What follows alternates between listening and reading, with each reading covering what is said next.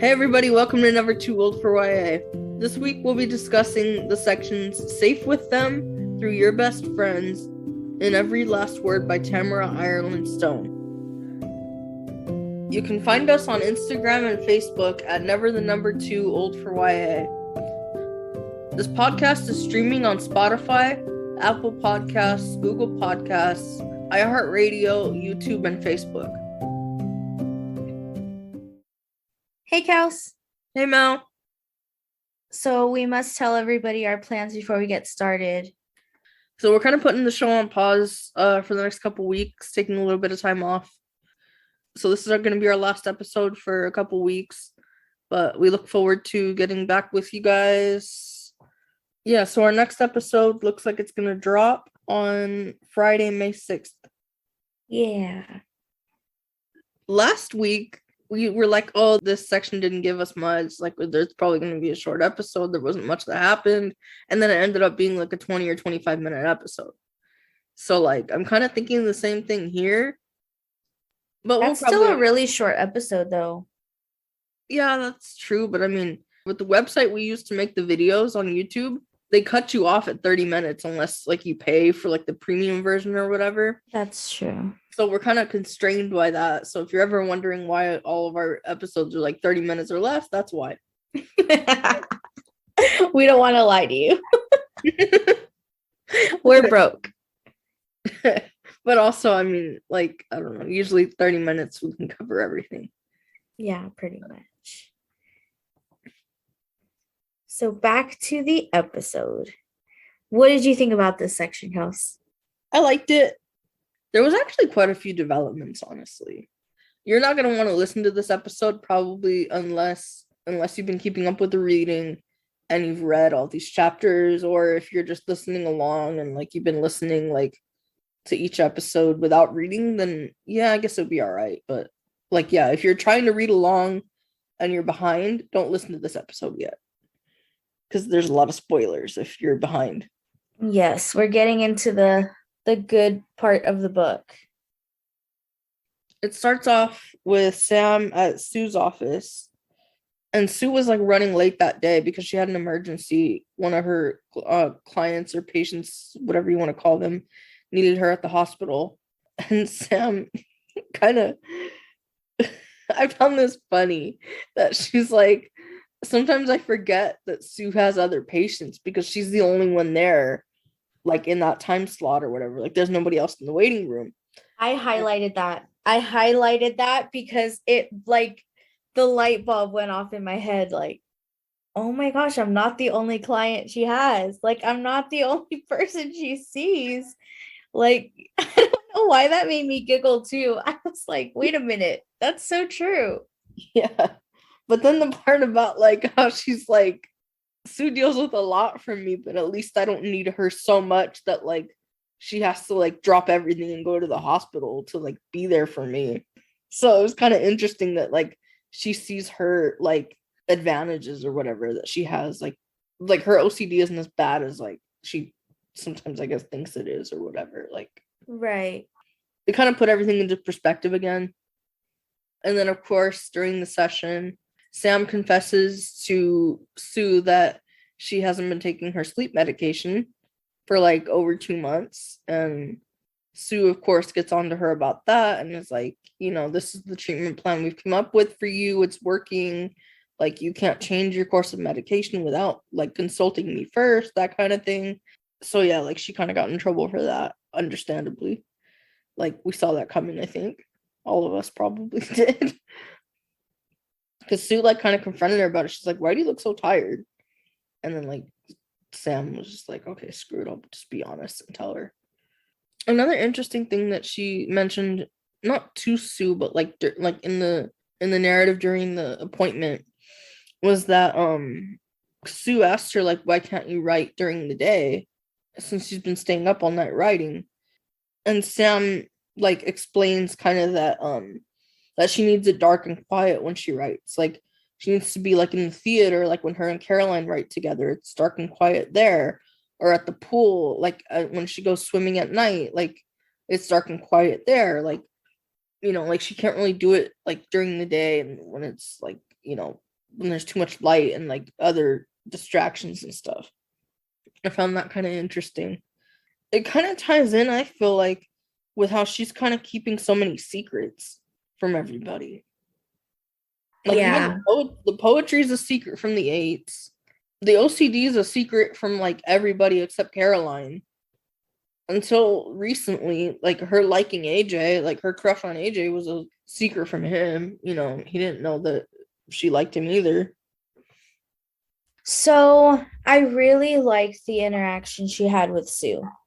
Only because she thinks that, okay, so like how you were touching on the fact that she doesn't think her OCD is like enough to prompt her to have to go to the, like, for Sue to run to the hospital and take care of her and stuff. But the fact that Sam had this revelation that she can really care less about what the eights think, and she's kind of coming into her own, and she's standing her ground with who she wants to be, or I guess who she is. I mean, that was so sweet for me to read, because I really wanted her to get there, and I think that she's right there at her peak, and she needs like this little push, like this, a little more confidence in what she's saying, you know?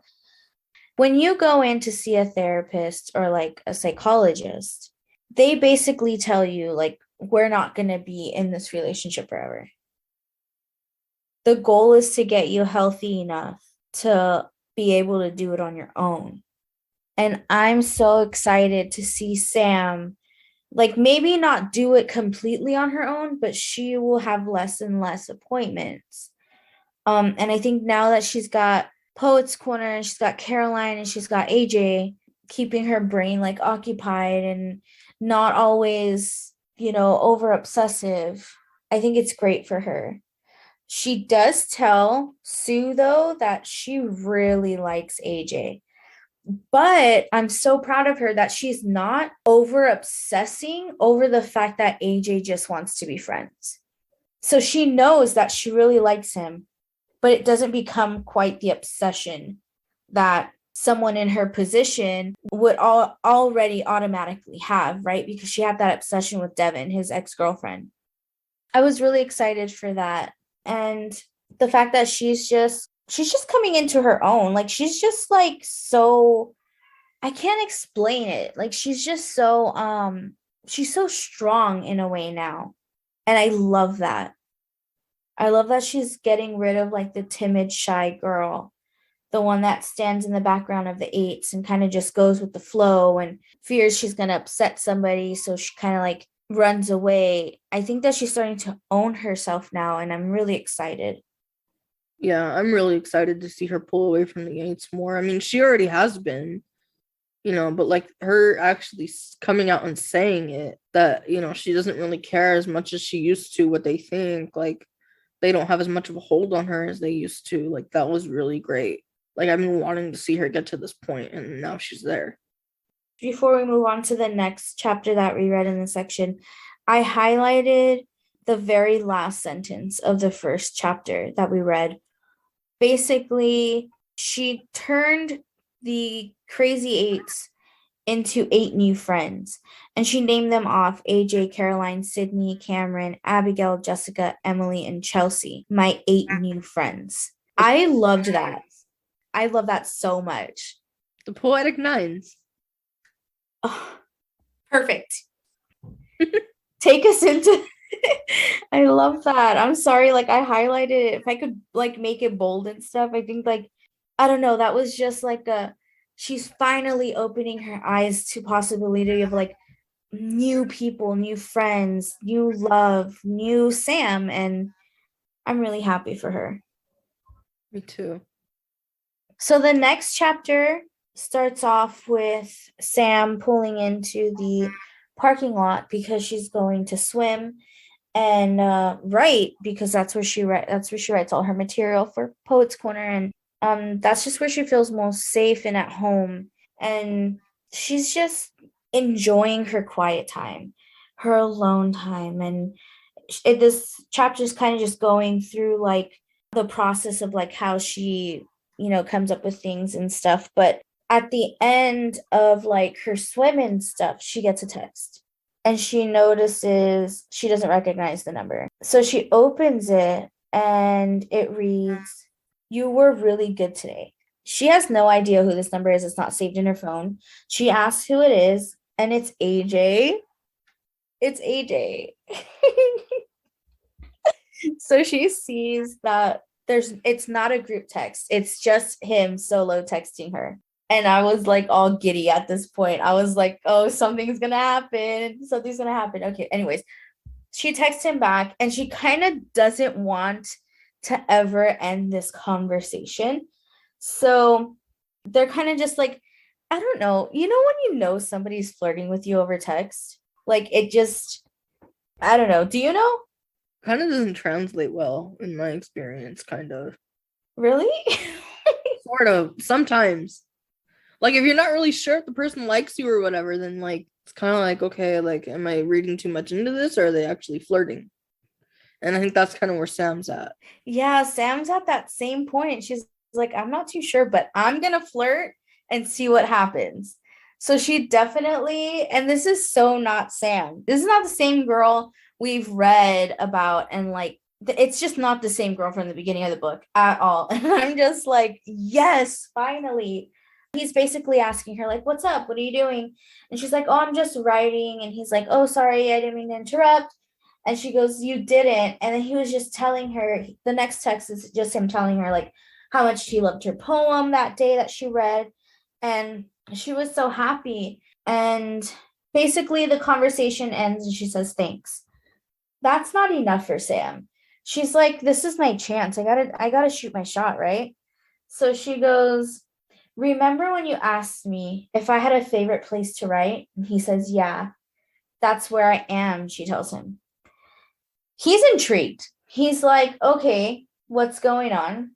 And he's like, waiting for her to respond. And finally, he's impatient. He writes back, are you going to tell me? And she goes, want me to tell you or show you?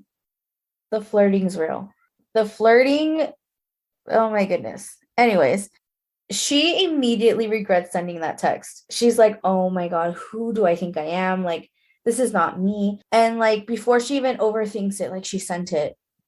So basically, like, she's going to go and pick him up the following night and take him to the pool with her to show him her place where she can concentrate and she loves and she thinks. Mind you, he does not know she's a swimmer. He has no idea. So he's clueless about where she's going to take him.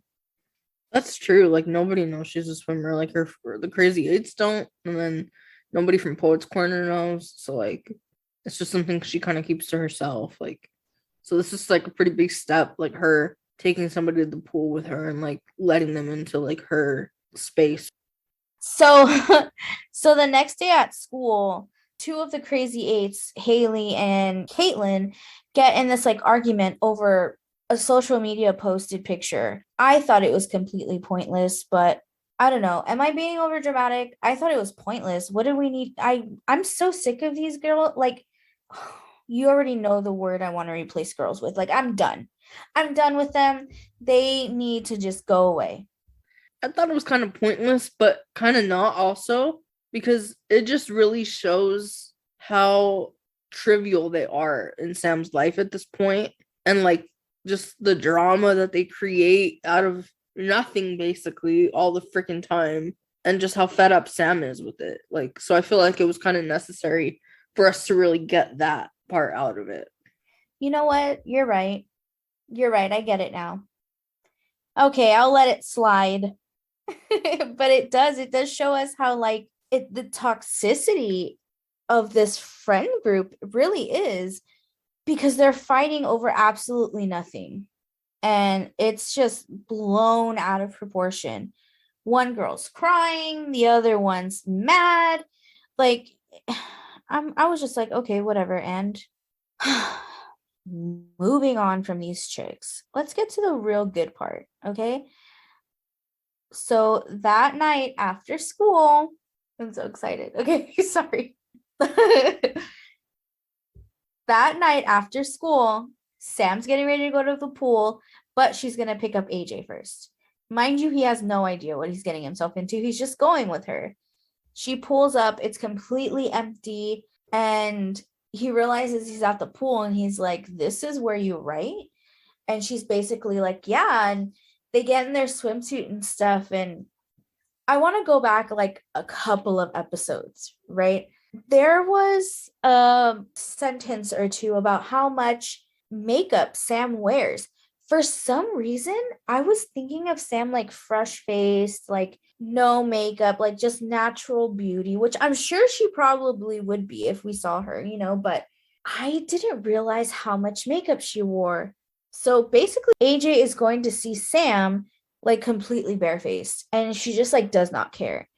So I really like that because that also tells you like how comfortable she feels with him, like how safe and how natural this like friendship is to her. And let's hope it's something more. Anyways, so basically she introduces him to her world and she starts swimming circles around him, like, and something happens. I don't know if it's because she's in her bathing suit and he's in his, the warm water. I don't know. I have no idea. But like instantly, AJ's super intrigued with her. They're touching and she's like frozen. She's like, "What do I do? Like, I really like this guy, but I don't want to get hurt." Like, it flashes like in her brain. And finally, he just kisses her. And I'm thinking to myself as I'm reading, I'm like, she's just her active imagination again. Like, but no, it was actually happening this time, guys. They are, oh my gosh, they're kissing so much in the pool. And he's telling her that he likes her so much. And it's like, she finally feels validated. Like, I'm not the one obsessing this time. Like, it's true. Like, we actually like each other. And she's just so happy. They just can't stop making out, though. Like, this whole chapter was just them making out. And I was not mad at it. I was like, finally, Sam found somebody that she's safe with and she's happy with. And I don't know. I wanted this to happen so bad. And now that it happened, I want them to be together forever. I also wanted to kind of point out, like, in that chapter, there was a line that I really liked a lot. Like, again, part of when they're making out and stuff. But it's on page 222 in the paperback, I guess, according to my Kindle version. It says page 222. It says, "He spots the ladder and slides me toward it, lifting me onto the top rung." And I just thought that was so cool because we've gotten like the analogy before of Sam being on the bottom rung of her friendship in the Crazy Eights. And now she's on like the top rung for AJ. Like, I just thought that was really a really cool like image and like just really cool like contrasts. Yeah, same. I loved that part so much. But then after like they're done like kissing and stuff and he's got to kind of go, like she's dropping him off at home, it dawns on Sam that like she doesn't know what to do next. Like, what happens next? Poets Corner, Caroline, AJ are all secrets from her friends, quote air quotes, the Crazy Eights. So what's gonna happen? Like, she wants to be with this guy. And I just love that Sam had said something to him about it. And AJ goes, "Well, let's just keep it our little secret," because she doesn't really want to say like, "Oh, let's be in this relationship." It's kind of just like, "Oh, maybe we should see where it goes," or "We don't know what this is yet. All we know is we like each other." And AJ's basically like, "Okay, well, let's keep this a secret, just me and you, until we figure out what exactly all this is." And like, she's down with that because she really has no idea. She's directly in the middle of these two friend groups, right? Who she wants to be and who she's not. And it's tearing her apart a little bit because she's so used to these Crazy Eights. But it starts to become clear within the next chapter what she's gonna do, how she's gonna steer this. So in the last chapter we read, the Crazy Eights come and they kind of like confront Sam. They come to Sam's locker and like confront her about like where have you been at lunch? Like, you're not hanging out with us as much anymore. Like, you're not at the pool. We know you're not at the pool. We've gone looking for you there and you're not there. Like, so they know that she's been lying this whole time. And they're trying to figure out, like, why would you lie to us? Like, what are you doing that's so like important that you're not hanging out with us? Like, why haven't you told us what you're doing? And Sam just kind of finally just goes, it's personal. Like, I'm just doing personal stuff at lunch. Like, like basically telling them all to back off and leave her alone. And then like they all have to go to class. Caroline was there though, and she saw the whole thing because her locker is close to Sam's. And like they just kind of like exchanged glances like after the eights left. And Caroline looked kind of proud of her. Like Sam noticed that, and and Sam was saying like how confident she felt telling off the eights, and like she opens her locker to get her books and stuff, and she notices that picture that Sue told her to put up in her locker, and how confident she looks in that picture, thinking about like getting a swim scholarship and everything. And she just realizes how much more confident she's being lately, and like how good that feels to finally like speak up for herself and like not let people push her around. I was so proud of her too, though. I was so proud that she stuck her ground and she didn't have to give details onto why it was personal. I tend to basically over explain things. Like instead of saying, oh, I can't go, I'll be like, oh, I can't go because this, and this. It's nobody else's business. Like if I say I can't go, then you take it as I can't go. But the fact that they're pressuring her into telling them where they're going, and then they're spying on her, trying to catch her in a lie. They're being really aggressive. And for her to be aggressive back and they're all shocked, it's like, so she was just your plaything you were just tossing around. Because you wouldn't be that shocked if you gave somebody the opportunity to be themselves and to speak for themselves. That's why you're so in shock when she answered you that way. And I was just so proud of her that she came out and said, you know what? That's my business. And she left it at that. It's personal. That's it. I can't wait to finish reading this book now. Like these couple of chapters we read, yes, it's not going to be a long episode. Sorry. But I feel like we got a lot out of it. I feel like Sam is just growing. Like she's a skyscraper at this point. Like from the beginning of the book to now, it's a different girl. She's healthier in all kinds of ways, and I'm so proud of her. Yeah, like I've said every episode for this book, I'm really always excited to see her, like how she's changing and growing and like, becoming so much more comfortable with things. And like I've held that out like the whole book long. And like that still is like something that I want to keep seeing. Definitely. Me too. I get the feeling that the eights are gonna like really fade into the background now, because I think that they're not gonna be able to accept that like she's kind of separating herself from them. Like even Haley said, like, oh, this is like what's her name? I don't remember the girl's name, but like some girl that like they used to hang out with a lot. She's like, this is like that situation all over again. Like, she just like, like missed a couple days here and there, and then like we saw her less and less, and then one day she was just gone. We weren't friends with her anymore. And Haley kind of sees that coming with Sam. But now I feel like because of the thing with like them catching Sam and her lie and all that, I feel like now the push away from the eights is going to be mutual. I feel like Sam is going to be pulling herself away from them, and they're also going to be pushing her out. Which their loss, her gain, she deserves so much better than these girls are giving her. And it shows that the more she's pulling away, the better her life is getting. And her mental health is getting so much better from separating herself 2 days out of the week from these girls. Can you imagine how much she would thrive if she no longer hung out with them? Yeah, she'd be way better off. Exactly. So I'm going to go off of your prediction, and I'm definitely going to say that they're both going to pull away. The group as well as Sam are going to pull away from each other, which is for the best. But I think her and AJ, as much as I want them to be together, I don't know if her going through all these changes is good for her. Like, there's a lot going on. She's just completely changing as a person. She's changing friend groups. She's trying to be in a relationship. I'm hoping it just doesn't overwhelm her. Yeah, me too. But honestly though, like I think that part of her changing and like, coming into her own and everything, I think she's also discovering that she can handle a lot more than she gives herself credit for. That's true. So I'm really hoping that like you said, all these changes and stuff, like all these things that are like happening in her life don't overwhelm her and like kind of not get her back to square one, but like, interfere with like her progress. Yeah, me too.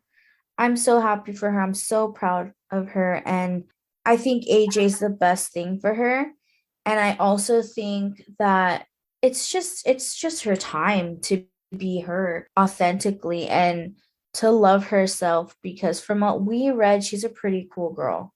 She knows what she wants and she's getting there, slowly but surely, but she's working on it and she's making strides. But another thing I wanted to talk about too is the fact that when she was dropping AJ off and he was kind of like, they were listening to a playlist and they were listening to John Mayer's acoustic version of Your Body is a Wonderland. Out of all the songs they could have picked acoustic version, that's the one that the author went with. But okay.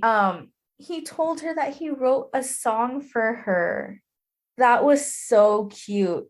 I was like, man, I really hope that at some point in this book we hear that song. Me too. I thought that was really cool. Like, I don't know if he would do it in Poet's Corner because that's kind of putting her on the spot. But like, I really hope that he like shows her the song at some point, at least privately. Me too. I'm so excited. I think I'm going to continue reading tonight. Aren't you proud of me? I didn't ask for an extension today. I finished this. I was like, I could not put it down. I read it this morning and I could not put it down. I was like, I want to keep reading. But we're gonna have 2 weeks off. But we do have 2 more episodes left, not including this one, but we have 2 more episodes left of this book. And then we'll be done. Oh my goodness. It's gone by fast, huh? This book has gone by really fast, and we've taken the most breaks with this book. We have. We've been really inconsistent like the last month or so. Yeah, there's just so much going on. All right, everybody. For next week's episode, we're going to be reading the sections Write About Me through All About Me. Okay, remember we're taking a 2-week break. So if you haven't caught up, please catch up. Thanks everybody for listening to this week's episode of Never Too Old for YA. You can follow us on Instagram and Facebook at Never2Old for YA. Our podcast is streaming on Spotify, Google Podcasts, Apple Podcasts, iHeartRadio, YouTube, and Facebook. Until next time, bye!